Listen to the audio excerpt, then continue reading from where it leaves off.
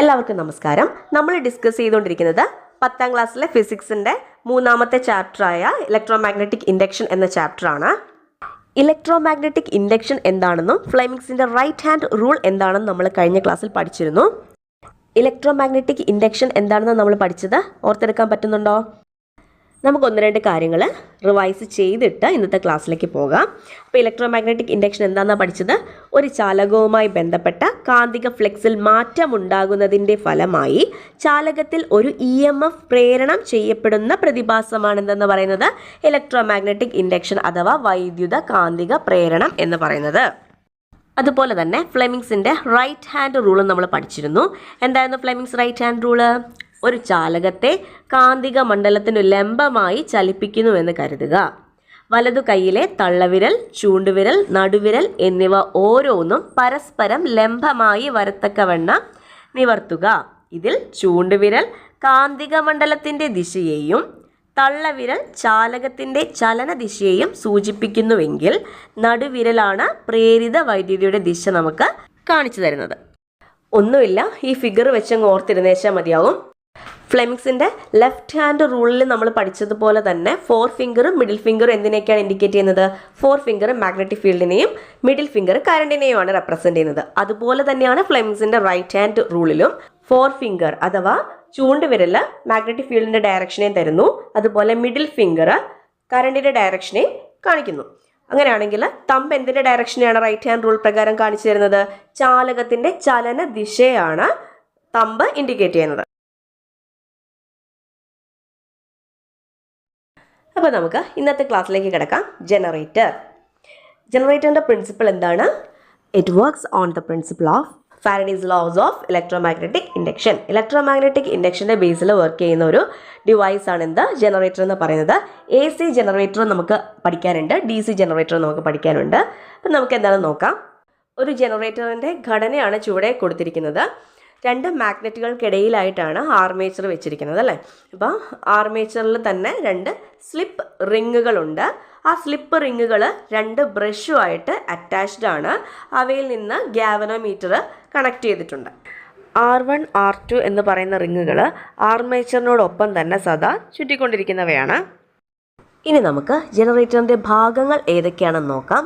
Field കാന്തം അഥവാ field magnet. ജനറേറ്ററിൽ കാന്തിക ഫ്ലെക്സ് സൃഷ്ടിക്കുന്നത് ഈ കാന്തമാണ്. ഫീൽഡ് മാഗ്നറ്റാണ് ജനറേറ്ററിൽ മാഗ്നറ്റിക് ഫീൽഡ് ഉണ്ടാക്കുന്നത്. അടുത്തതാണ് ആർമേച്ചർ. ഒരു പച്ചിരുമ്പ് കോറിൽ കവചിത ചാലക കമ്പി ചുറ്റിയെടുത്ത ക്രമീകരണം. ഇതിനെ ഒരു അക്ഷത്തെ ആധാരമാക്കി കറങ്ങാൻ കഴിയും. അപ്പോൾ ആർമേച്ചർ എന്ന് പറയുന്നത് സോഫ്റ്റ് അയൺ കോറിൽ ഇൻസുലേറ്റഡ് കണ്ടക്റ്റിംഗ് വയർ ചുറ്റിയെടുത്ത ഒരു അറേഞ്ച്മെൻറ്റിനെയാണ് നമ്മൾ ആർമേച്ചർ എന്ന് പറയുന്നത്. ഇതിന് ഒരു ആക്സിസിനെ ആധാരമാക്കിയിട്ട് എന്ത് ചെയ്യാൻ കഴിയും? കറങ്ങാനായിട്ട് കഴിയും. അടുത്താണ് സ്ലിപ്പ് റിങ്സ്. ആർമേച്ചർ ടെർമിനലുമായി വിളക്കി ചേർത്ത പൂർണ്ണ വളയങ്ങളാണ് സ്ലിപ്പ് റിങ്സ്. ഇവ ആർമേച്ചറിനൊപ്പം അതേ അക്ഷത്തെ ആധാരമാക്കി കറങ്ങുന്നു. അപ്പോൾ സ്ലിപ്പ് റിങ്ങുകൾ ആർമേച്ചറുമായിട്ട് കണക്ട് ചെയ്തിരിക്കുന്നതാണ്. അടുത്തത് ബ്രഷാണ്. സ്ലിപ്പ് റിങ്സുമായി സദാ സ്പർശിച്ചു കൊണ്ടിരിക്കുന്ന ക്രമീകരണമാണ് ബ്രഷ് എന്ന് പറയുന്നത്. കണക്റ്റഡ് അല്ല, ജസ്റ്റ് ടച്ച് ചെയ്തിട്ടേ ഉള്ളൂ. ബാഹ്യ സർക്യൂട്ടിലേക്ക് ഇതിലൂടെ വൈദ്യുതി പ്രവഹിക്കുന്നു. അപ്പോൾ B1 B2 എന്ന് പറയുന്ന ബ്രഷുകളിൽ നിന്നാണ് നമ്മൾ കറണ്ട് എടുക്കുന്നത്. ഫിഗറിൽ ABCD എന്നുള്ളത് ആർമേച്ചറിനെ ഇൻഡിക്കേറ്റ് ചെയ്യുന്നതാണ്. B1 B2 ഇൻഡിക്കേറ്റ് ചെയ്യുന്നത് ബ്രഷസിനെയാണ്. R1 R2 ആണ് സ്ലിപ്പ് റിങ്സിനെ ഇൻഡിക്കേറ്റ് ചെയ്യുന്നത്. ഇനി ABCD എന്നത് ആർമേച്ചർ കോയിലിൻ്റെ ഒരു ചുറ്റിനെയാണ് സൂചിപ്പിക്കുന്നത്. ആർമേച്ചർ അക്ഷത്തിനെ ആധാരമാക്കി കറങ്ങുമ്പോൾ, പ്രദക്ഷിണ ദിശയിൽ കറങ്ങുമ്പോൾ AB എന്ന ഭാഗം മുകളിലേക്കും CD എന്ന ഭാഗം താഴേക്കുമാണ് ചലിക്കുക. അതെങ്ങനെ മനസ്സിലായി? AB മുകളിലേക്കാണ് മൂവ് ചെയ്യുന്നത്, CD താഴേക്കാണ് ചലിക്കുന്നതെന്ന് നമുക്കെങ്ങനെ മനസ്സിലാവുന്നത്? ഫ്ലെമിങ്സിൻ്റെ റൈറ്റ് ഹാൻഡ് റൂൾ പ്രകാരം നമുക്ക് നോക്കാം. മാഗ്നറ്റിക് ഫീൽഡിൻ്റെ ഡയറക്ഷൻ നമുക്കറിയാം നോർത്ത് ടു സൗത്ത് ആണെന്ന്. അപ്പോൾ മാഗ്നറ്റിക് ഫീൽഡിൻ്റെ ഡയറക്ഷൻ കാണിക്കുന്നത് 4 ഫിംഗർ ആണല്ലോ, ചൂണ്ടുവിരൽ. അപ്പോൾ ചൂണ്ടുവിരൽ നോർത്ത് ടു സൗത്ത് പിടിക്കുക. അതുപോലെ തന്നെ ചാലകത്തിൻ്റെ ചലന ദിശ അത് നമ്മൾ ക്ലോക്ക് വൈസ് ആയിട്ട് പ്രദക്ഷിണ ദിശയാണെന്ന് നമ്മൾ പറഞ്ഞു വെച്ചിട്ടുണ്ട്. അപ്പോൾ ആ പ്രദക്ഷിണ ദിശയിൽ നമ്മൾ തമ്പ് പിടിക്കുക. AB എന്ന് പറയുന്ന സൈഡ് മുകളിലേക്കാണ് ചലിക്കുന്നത്. അപ്പോൾ അതുകൊണ്ട് തമ്പ് നമ്മൾ മുകളിലേക്ക് പിടിക്കുക. അപ്പോൾ തമ്പിൻ്റെ ഡയറക്ഷൻ മുകളിലേക്കാണെന്ന് കിട്ടി, നോർത്ത് ടു സൗത്ത് ഡയറക്ഷനിലാണ് നമ്മുടെ 4 ഫിംഗർ എന്ന് കിട്ടി. അങ്ങനെയാണെങ്കിൽ കറണ്ടിൻ്റെ ഡയറക്ഷൻ തരുന്നത് സെൻറ്റർ ഫിംഗർ ആണെന്ന് നമുക്കറിയാം അല്ലേ. അപ്പോൾ ഈ 3 ഫിംഗറുകളും നമ്മൾ മ്യൂച്വലി പെർപെൻഡിക്കുലറായിട്ട് പിടിച്ചു കഴിഞ്ഞെന്നാൽ സെൻറ്റർ ഫിംഗർ കാണിക്കുന്ന ഡയറക്ഷൻ എയിൽ നിന്ന് ബിയിലേക്കായിരിക്കും സെൻറ്റർ ഫിംഗർ ഡയറക്റ്റ് ചെയ്യുന്നത്. അപ്പോൾ കറണ്ടിൻ്റെ ഡയറക്ഷൻ എന്ന് പറയുന്നത് എ ടു ബി ആയിരിക്കും. എ ബി എന്ന് പറയുന്ന സൈഡ് മുകളിലേക്ക് മൂവ് ചെയ്യുമ്പോൾ സി ഡി എന്ന് പറയുന്ന സൈഡ് എങ്ങോട്ടായിരിക്കും? താഴേക്കാണ് മൂവ് ചെയ്യുക. അങ്ങനെയാണ് ഇത് റൊട്ടേറ്റ് ചെയ്യുന്നത്. എങ്കിൽ ഫ്ലെമിങ്ങിൻ്റെ വലതുകൈ നിയമം അനുസരിച്ച് എ ബി എന്ന ഭാഗത്തുണ്ടാകുന്ന പ്രേരിത വൈദ്യുതിയുടെ ദിശ ഏതായിരിക്കും? എയിൽ നിന്ന് ബിയിലേക്കായിരിക്കും. ഇനി സി ഡി എന്ന ഭാഗത്തുണ്ടാകുന്ന പ്രേരിത വൈദ്യുതിയുടെ ദിശ ഏതായിരിക്കും? സിയിൽ നിന്ന് ഡിയിലേക്ക്. എ ബി സി ഡി എന്ന ചുറ്റിലുണ്ടാവുന്ന വൈദ്യുതിയുടെ ദിശ ഏതായിരിക്കും? എയിൽ നിന്ന് ഡിയിലേക്കായിരിക്കും. അതുപോലെ ബാഹ്യ സർക്യൂട്ടിലൂടെയുള്ള, അതായത് ഗാൽവനോമീറ്ററിലൂടെയുള്ള വൈദ്യുത പ്രവാഹ ദിശ എന്ന് പറയുന്നത് B2-ൽ നിന്ന് B1-ലേക്കും ആയിരിക്കും. ഫിഗറിൽ നോക്കുക, ആർമേച്ചറിലൂടെയുള്ള കറണ്ട് ഫ്ലോയുടെ ഡയറക്ഷൻ എന്ന് പറയുന്നത് ABCD എന്ന ഡയറക്ഷനിലാണ്. CD എന്ന് പറയുന്ന സൈഡ് R2 സ്ലിപ്പ് റിങ്ങുമായിട്ടാണ് കണക്ട് ചെയ്തിരിക്കുന്നത്. ഈ R2 സ്ലിപ്പ് റിങ് B2 എന്ന് പറയുന്ന ബ്രഷുമായിട്ടാണ് ടച്ച് ചെയ്തിരിക്കുന്നത്. അങ്ങനെ B2 ബ്രഷ് വഴി ഗാൽവനോമീറ്ററിലൂടെ അത് B1-ലേക്ക് എത്തുന്നു. ഇനി നമ്മൾ പറഞ്ഞായിരുന്നു ആർമേച്ചറുമായിട്ട് സ്ലിപ്പ് റിങ്ങുകൾ വെൽഡ് ചെയ്ത് വെച്ചിരിക്കുന്നതാണ്. അപ്പോൾ ആർമേച്ചർ കറങ്ങുന്ന കൂട്ടത്തിൽ സ്ലിപ്പ് റിങ്ങുകളും എന്ത് ചെയ്യുന്നു? കറങ്ങുന്നു. ബ്രഷുകളാണെങ്കിൽ ജസ്റ്റ് ഒന്ന് ടച്ച് ചെയ്യാൻ വേണ്ടിയിട്ടുള്ള ഒരു അറേഞ്ച്മെൻറ്റ് മാത്രമാണ്. അപ്പോൾ ആർമേച്ചർ ഒരു 180 ഡിഗ്രി അർദ്ധഭ്രമണം പൂർത്തിയാക്കുന്ന സമയത്ത് ഈ ABCD എന്നുള്ള ഡയറക്ഷൻ എന്ത് ചെയ്യും? നേരെ തിരിയും. AB നിന്ന പൊസിഷനിൽ CD വരും, CD നിന്ന പൊസിഷനിൽ ABയും വരും. അങ്ങനെ DCBA എന്ന ഡയറക്ഷനിലായിരിക്കും എന്ത് ചെയ്യുന്നത്? കറണ്ട് ഫ്ലോ ചെയ്യുന്നത്. ആർമേച്ചർ കറങ്ങുന്നതിനോടൊപ്പം തന്നെ അതുമായിട്ട് വെൽഡ് ചെയ്തിരിക്കുന്ന സ്ലിപ്പ് റിങ്ങുകളും എന്ത് ചെയ്യുന്നുണ്ട്? റൊട്ടേറ്റ് ചെയ്യുന്നുണ്ട്. R1 എന്ന് പറയുന്ന റിങ് സദാ B1 എന്ന് പറയുന്ന ബ്രഷുമായിട്ടുമായിരിക്കും ടച്ച് ചെയ്യുന്നത്.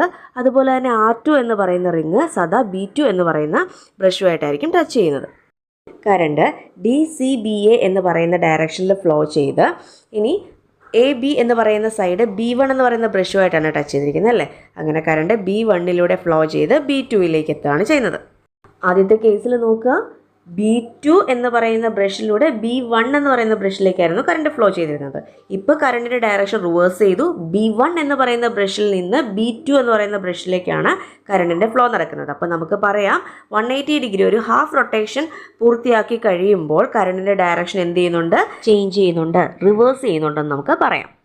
ഇപ്പോൾ 180 ഡിഗ്രി അർദ്ധഭ്രമണം പൂർത്തിയാക്കി കഴിഞ്ഞാൽ പിന്നീടുള്ള ABയുടെ ചലനദിശ എന്ന് പറയുന്നത് താഴേക്കായിരിക്കും. CD-യുടെ ചലനദിശ മുകളിലേക്കുമായിരിക്കും. ആർമേച്ചറിൽ ഉണ്ടാവുന്ന വൈദ്യുത പ്രവാഹ ദിശ എന്ന് പറയുന്നത് Dയിൽ നിന്ന് Aയിലേക്കായിരിക്കും. ബാഹ്യ സർക്യൂട്ടിലൂടെയുള്ള, അതായത് ഗാൽവനോമീറ്ററിലൂടെയുള്ള വൈദ്യുത പ്രവാഹ ദിശ എന്ന് പറയുന്നത് B1 to B2, ബ്രഷ് B1-ൽ നിന്ന് B2-ലേക്കായിരിക്കും. ഓരോ അർദ്ധഭ്രമണത്തിലും വൈദ്യുത പ്രവാഹ ദിശ മാറുന്നതായും വൈദ്യുതിയുടെ അളവ് കൂടുകയും കുറയുകയും ചെയ്യുന്നതായും നമുക്ക് മനസ്സിലാക്കാൻ സാധിക്കും. ഇത്തരത്തിലുള്ള വൈദ്യുതി, അതായത് പ്രത്യാവർത്തിധാര വൈദ്യുതി അഥവാ ഓൾട്ടർനേറ്റിംഗ് കറണ്ട് ഉൽപ്പാദിപ്പിക്കുന്ന ജനറേറ്ററിനെയാണ് നമ്മൾ AC ജനറേറ്റർ എന്ന് പറയുന്നത്. ഫിഗറിൽ കൊടുത്തിരിക്കുന്നത് ജനറേറ്ററിൻ്റെ ഡിഫറെൻറ്റ് സ്റ്റേജസ് ആണ്. അത് റൊട്ടേറ്റ് ചെയ്യുന്നതിൻ്റെ ഡിഫറെൻറ്റ് സ്റ്റേജസും കറസ്പോണ്ടിങ് ഗ്രാഫുമാണ്. ഒരു കംപ്ലീറ്റ് റൊട്ടേഷൻ എടുക്കുന്ന സമയമാണ് T. അതുപോലെ ഹാഫ് റൊട്ടേഷൻ എടുക്കുന്ന സമയമാണ് T/2. പിന്നെ 90 ഡിഗ്രിക്ക് T/4ഉം 270 ഡിഗ്രിക്ക് 3T/4ഉം. അതുപോലെ തന്നെ ഒരു കംപ്ലീറ്റ് റൊട്ടേഷൻ പൂർത്തിയാക്കുമ്പോൾ 360 ഡിഗ്രിയാണ് ആ ആർമേച്ചർ റൊട്ടേറ്റ് ചെയ്യുന്നത്. അതുപോലെ ഹാഫ് റൊട്ടേഷന് വേണ്ടിയിട്ട് 180 ഡിഗ്രിയാണ് അത് റൊട്ടേറ്റ് ചെയ്യുന്നത്. മാഗ്നറ്റിക് ഫീൽഡിൻ്റെ ഡയറക്ഷൻ നോർത്ത് ടു സൗത്ത് ആണെന്ന് നമുക്കറിയാം. ആ മാഗ്നറ്റിക് ഫീൽഡിൽ ആർമേച്ചർ പെർപെൻഡിക്കുലറായിട്ടാണ് ആദ്യം നമ്മൾ വെക്കുന്നത്. ഈ ഫിഗറിൽ കാണിച്ചിരിക്കുന്നത് അങ്ങനെയാണ്. പെർപെൻഡിക്കുലർ പൊസിഷനിലാണ് ആർമേച്ചറിൻ്റെ പ്ലെയിന് മാഗ്നറ്റിക് ഫീൽഡിന് പെർപെൻഡിക്കുലറായിട്ടാണ് വന്നിരിക്കുന്നത്. ആർമേച്ചറിൻ്റെ പ്ലെയിൻ മാഗ്നറ്റിക് ഫീൽഡിന് പെർപെൻഡിക്കുലറായിട്ട് വെക്കുന്ന സമയത്ത് മാക്സിമം മാഗ്നറ്റിക് ഫീൽഡാണ് ആർമേച്ചറിലൂടെ കടന്നു പോകുന്നത്. പക്ഷേ അവിടെ ചേഞ്ച് ഇൻ ഫ്ലക്സ് ഉണ്ടാവുന്നുണ്ടോ? നമുക്കറിയാം rate of change of flux ആണ് ശരിക്കും EMF എന്ന് പറയുന്നത്. അപ്പോൾ ചേഞ്ച് ഇൻ ഫ്ലക്സ് ഉണ്ടെങ്കിൽ മാത്രമേ അവിടെ എന്ത് പ്രൊഡ്യൂസ് ചെയ്യുള്ളൂ? ഇൻഡ്യൂസ്ഡ് കറണ്ട് പ്രൊഡ്യൂസ് ചെയ്യുള്ളൂ. അപ്പോൾ കറണ്ട് ഉണ്ടാവണമെന്നുണ്ടെങ്കിൽ അവിടെ ഒരു വോൾട്ടേജ് എന്തായാലും ഉണ്ടാവുമല്ലോ. അപ്പോൾ അതാണ് അവിടുത്തെ ഇൻഡ്യൂസ്ഡ് EMF എന്ന് പറയുന്നത്. അപ്പോൾ തുടക്കത്തിൽ മാഗ്നറ്റിക് ഫ്ലക്സ് ലൈൻസിനെ ഒന്നും തന്നെ ആർമേച്ചർ കട്ട് ചെയ്യുന്നില്ല. അതുകൊണ്ട് അവിടുത്തെ ഇൻഡ്യൂസ്ഡ് EMFോ അതുപോലെ ഇൻഡ്യൂസ്ഡ് കറണ്ടും ഒക്കെ എന്തായിരിക്കും 0 ആണ്. പിന്നീട് ഈ ആർമേച്ചർ ക്ലോക്ക് വൈസ് ഡയറക്ഷനിൽ റൊട്ടേറ്റ് ചെയ്ത് വരുന്നത് മാഗ്നറ്റിക് ഫീൽഡിൻ്റെ ഡയറക്ഷനിലേക്കാണ് റൊട്ടേറ്റ് ചെയ്ത് വരുന്നത്. അതായത് മാഗ്നറ്റിക് ഫീൽഡിന് പാരലായിട്ടാണ് റൊട്ടേറ്റ് ചെയ്ത് വരുന്നത്. അങ്ങനെ വരുന്ന സമയത്ത് മാഗ്നറ്റിക് ഫ്ലക്സ് ലൈൻസിനെ കട്ട് ചെയ്യുകയും പാരലായിട്ട് വരുന്ന സമയത്ത് മാക്സിമം മാഗ്നറ്റിക് ഫ്ലക്സ് ലൈൻസിനെ അത് കട്ട് ചെയ്യുന്നു. അതായത് അവിടെ മാക്സിമം ഇൻഡ്യൂസ്ഡ് കറണ്ടും അതുപോലെ ഇൻഡ്യൂസ്ഡ് EMFും പ്രൊഡ്യൂസ് ചെയ്യുന്നു. ഇപ്പോൾ ആ ആർമേച്ചർ 90 ഡിഗ്രി റൊട്ടേറ്റ് ചെയ്തു. അതിനെടുത്ത സമയമാണ് T/4 എന്ന് പറയുന്നത്. ഇനി അതിനുശേഷം വീണ്ടും ഈ ആർമേച്ചർ ക്ലോക്ക് വൈസ് റൊട്ടേറ്റ് ചെയ്യുകയാണ്. അപ്പോൾ AB എന്ന് പറയുന്ന സൈഡ് എങ്ങോട്ട് വരും? താഴേക്ക് വരും. അങ്ങനെ താഴേക്ക് വന്ന് നേരെ പെർപെൻഡിക്കുലർ ആവുന്ന സന്ദർഭം വരുമ്പോഴത്തേക്ക് 180 ഡിഗ്രിയിലെത്തും. അപ്പോൾ ഒരു ഹാഫ് സൈക്കിൾ അത് കംപ്ലീറ്റ് ചെയ്തിട്ടുണ്ടാവും 180 ഡിഗ്രിയിൽ എത്തുമ്പോഴത്തേക്ക്. AB എന്ന് പറയുന്ന സൈഡ് താഴേക്ക് മൂവ് ചെയ്യുന്നതിനനുസരിച്ച് ഫ്ലെക്സിനെ കട്ട് ചെയ്യുന്നതിൻ്റെ തോത് കുറഞ്ഞു വരുന്നു. അങ്ങനെ വീണ്ടും പെർപെൻഡിക്കുലർ പൊസിഷനിൽ മാഗ്നറ്റിക് ഫീൽഡിൽ വരുവാണ് ആർമേച്ചർ. ഓക്കെ, അപ്പോൾ 180 ഡിഗ്രി ആയി. അവിടെ ഫ്ലെക്സ് ലൈൻസിനെ കട്ട് ചെയ്യുന്നതിൻ്റെ തോത് കുറഞ്ഞ് 0-ലെത്തി. ഇനി വീണ്ടും ഈ ആർമേച്ചർ ക്ലോക്ക് വൈസ് റൊട്ടേറ്റ് ചെയ്യുന്നു. ABയുടെ പൊസിഷനും സിയുടെ പൊസിഷനും ഇൻ്റർചേഞ്ച് ചെയ്യുകയാണ് ചെയ്യുന്നത് അവിടെ. ഇപ്പോൾ നേരത്തെ AB ഇരുന്നിടത്ത് ഇപ്പോൾ CD ഇരുന്നിടത്ത് ഇപ്പോൾ AB. അതായത് ആ പെർപെൻഡിക്കുലർ പൊസിഷനിൽ നിന്നും AB എന്ന് പറയുന്നത് വീണ്ടും ഓപ്പോസിറ്റ് ഡയറക്ഷനിൽ മാഗ്നറ്റിക് ഫീൽഡിനെ പാരലൽ പൊസിഷനിലേക്കാണ് വരുന്നത്. അങ്ങനെ പാരലൽ പൊസിഷനിലേക്ക് വരുന്നതിനനുസരിച്ച് മാക്സിമം മാഗ്നറ്റിക് ഫീൽഡ് ലൈൻസിനെ അത് കട്ട് ചെയ്യുന്നു. അങ്ങനെ അത് 270 ഡിഗ്രി എത്തുമ്പോഴത്തേക്ക് മാക്സിമം ഫ്ലക്സ് ലൈൻസിനെ അത് കട്ട് ചെയ്യുന്നു. അതിൻ്റെ ഫലമായിട്ട് മാക്സിമം ഇൻഡ്യൂസ്ഡ് കറണ്ട് അവിടെ പ്രൊഡ്യൂസ് ചെയ്യുന്നുണ്ട്. പക്ഷേ കറണ്ടിൻ്റെ ഡയറക്ഷൻ വേരി ചെയ്യുന്നുണ്ട്. അവിടുന്ന് വീണ്ടും എന്ത് ചെയ്യുന്നു? അത് ആദ്യം നിന്നിരുന്ന പൊസിഷൻ, തുടക്കത്തിൽ എങ്ങനെയായിരുന്നു ആർമേച്ചറിൻ്റെ പൊസിഷൻ, ആ പൊസിഷനിലേക്ക് അത് തിരിച്ച് വരുന്തോറും മാഗ്നറ്റിക് ഫ്ലക്സ് ലൈൻസിനെ കട്ട് ചെയ്യുന്നതിൻ്റെ തോത് കുറഞ്ഞു വരും. അങ്ങനെ ഒരു കംപ്ലീറ്റ് റൊട്ടേഷൻ പൂർത്തിയാകുമ്പോൾ, അതായത് 360 ഡിഗ്രി എത്തുമ്പോഴത്തേക്ക് വീണ്ടും ഈ ആർമേച്ചർ മാഗ്നറ്റിക് ഫ്ലക്സ് ലൈൻസിന് പെർപെൻഡിക്കുലർ ആയിട്ട് വരികയും ഇൻഡ്യൂസ്ഡ് കറണ്ടും EMFും 0 ആവുകയും ചെയ്യും. ഇങ്ങനെയാണ് ജനറേറ്ററിൻ്റെ AC ജനറേറ്ററിൻ്റെ ഒരു കംപ്ലീറ്റ് സൈക്കിൾ നമുക്ക് കിട്ടുന്നത്. നമ്മളിപ്പോൾ പറഞ്ഞ കാര്യങ്ങളൊക്കെ തന്നെയാണ് അവിടെ ടേബിളിൽ കാണിച്ചിരിക്കുന്നത്. അവിടെ ഫ്ലെക്സ് വ്യതിയാന നിരക്ക് മാക്സിമം ആകുന്ന സന്ദർഭങ്ങളെന്ന് പറയുന്നത് ടൈം T/4 ആകുമ്പോഴും അതുപോലെ തന്നെ 3T/4 ആകുമ്പോഴുമാണ് ഫ്ലെക്സ് വ്യതിയാന നിരക്ക് മാക്സിമം ആകുന്നത്. അതുപോലെ ഫ്ലെക്സ് വ്യതിയാന നിരക്ക് 0 ആകുന്ന സന്ദർഭങ്ങളെന്ന് പറയുന്നത് T/2ഉം Tയും ആകുന്ന സന്ദർഭങ്ങളാണ്. അതായത് അർദ്ധഭ്രമണം 180 ഡിഗ്രി കംപ്ലീറ്റ് ചെയ്യുമ്പോഴും ഒരു ഭ്രമണം കംപ്ലീറ്റ് ചെയ്യുമ്പോഴും 360 ഡിഗ്രി റൊട്ടേറ്റ് ചെയ്യുന്ന സന്ദർഭങ്ങളിലുമാണ് ഫ്ലെക്സ് വ്യതിയാന നിരക്ക് 0 ആവുന്നത്. അതുപോലെ തന്നെയാണ് നമ്മൾ പ്രേരിത EMF വോൾട്ടിൽ പറയുമ്പോഴും T/4ൽ, അതായത് 90 ഡിഗ്രി റൊട്ടേറ്റ് ചെയ്യുമ്പം പരമാവധി EMF പ്രൊഡ്യൂസ് ചെയ്യുന്നുണ്ട്. T/2ൽ 0 ആണ്. 3/4 Tയിൽ മാക്സിമം എത്തുന്നുണ്ട്. അവിടുന്ന് 360 ഡിഗ്രി റൊട്ടേറ്റ് ചെയ്ത് കഴിയുമ്പോൾ പ്രേരിത EMF വീണ്ടും 0-ലെത്തുന്നു. AC ജനറേറ്ററിൻ്റെ ആർമേച്ചർ ആദ്യ അർദ്ധഭ്രമണത്തിൽ ഒരു ദിശയിൽ ഉൽപ്പാദിപ്പിക്കുന്ന പ്രേരിത വൈദ്യുതിയും അടുത്ത അർദ്ധഭ്രമണത്തിൽ വിപരീത ദിശയിൽ ഉൽപ്പാദിപ്പിക്കുന്ന പ്രേരിത വൈദ്യുതിയും ചേർന്നാൽ ACയുടെ ഒരു പരിവൃത്തി അഥവാ സൈക്കിൾ ലഭിക്കും. ഒരു സെക്കൻഡിലെ പരിവൃത്തികളുടെ എണ്ണമാണ് ACയുടെ ആവൃത്തി എന്ന് പറയുന്നത്. അതായത് നമ്പർ ഓഫ് സൈക്കിൾസ് പെർ സെക്കൻഡിനെയാണ് നമ്മൾ ഒരു ഫ്രീക്വൻസി എന്ന് പറയുന്നത്. നമ്മുടെ രാജ്യത്ത് വിതരണത്തിന് വേണ്ടി ഉൽപ്പാദിപ്പിക്കുന്ന ACയുടെ ആവൃത്തി 50 സൈക്കിൾ പെർ സെക്കൻഡ് അഥവാ 50 ഹെഡ്സ് ആണ്. ഫ്രീക്വൻസിയുടെ യൂണിറ്റാണ് ഹെഡ്സ്. ലഭിക്കുന്ന വൈദ്യുതിയുടെ ആവൃത്തി 50 ഹെഡ്സ് ആണെങ്കിൽ ആർമേച്ചർ കോയിൽ ഒരു സെക്കൻഡിൽ 50 പ്രാവശ്യം ഭ്രമണം ചെയ്യും. പ്രായോഗിക ബുദ്ധിമുട്ടുകൾ പരിഗണിച്ച് കറക്കത്തിൻ്റെ എണ്ണം കുറയ്ക്കാൻ ജനറേറ്ററുകളിൽ കാന്തിക ധ്രുവങ്ങളുടെയും ആർമേച്ചർ കോയിലുകളുടെയും എണ്ണം വർദ്ധിപ്പിച്ചിട്ടുണ്ട്. 50 ഹെഡ്സ് ആവൃത്തിയുള്ള ACയിൽ വൈദ്യുത പ്രവാഹ ദിശ ഒരു സെക്കൻഡിൽ എത്ര പ്രാവശ്യം വ്യത്യാസപ്പെടുന്നു എന്നാണ് ചോദിച്ചിരിക്കുന്നത്. 100 പ്രാവശ്യം വ്യത്യാസപ്പെടുന്നുണ്ട്. ഒരു കംപ്ലീറ്റ് സൈക്കിളിൽ 2 പ്രാവശ്യം ഡയറക്ഷൻ അതിൻ്റെ ചേഞ്ച് ചെയ്യുന്നുണ്ടല്ലേ. അപ്പോൾ 50 പ്രാവശ്യം, 50 ഹെഡ്സ് എന്ന് പറയുമ്പോൾ 50 സൈക്കിളുകളുണ്ട്. അപ്പോൾ അതിൽ 100 തവണ എന്ത് ചെയ്യുന്നുണ്ട്? വൈദ്യുത പ്രവാഹ ദിശ മാറുന്നുണ്ട്. നമ്മൾ പഠിച്ചു AC ജനറേറ്ററിൽ ആർമേച്ചർ ഉണ്ടെന്നും ആർമേച്ചർ ക്ലോക്ക് വൈസ് ഡയറക്ഷനിലൊക്കെ റൊട്ടേറ്റ് ചെയ്യുന്നുണ്ടെന്ന് നമ്മൾ പഠിച്ചു. ഇനി എങ്ങനെയാണ് ഈ ആർമേച്ചർ റൊട്ടേറ്റ് ചെയ്യുന്നത്? നമ്മൾ എക്സ്റ്റേണലായിട്ട് എന്തെങ്കിലും ഫോഴ്സ് കൊടുത്തെങ്കിൽ മാത്രമേ ഈ ആർമേച്ചർ റൊട്ടേറ്റ് ചെയ്യുള്ളൂ. അതിന് എന്തൊക്കെ മാർഗ്ഗങ്ങൾ നമുക്ക് സ്വീകരിക്കാം?